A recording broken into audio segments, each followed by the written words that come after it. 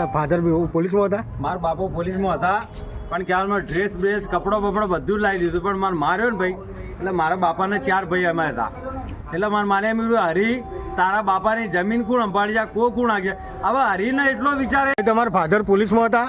મારા બાપો પોલીસમાં હતા ભાઈ, નોકરી અમને પોલીસમાં લાગી હતી. બરોબર છે. પહેલા શું ઓછું ભણ્યા તો નોકરી મળી જતી હતી, એટલે પોલીસમાં નોકરી લાગી જમાદારની. બરોબર છે.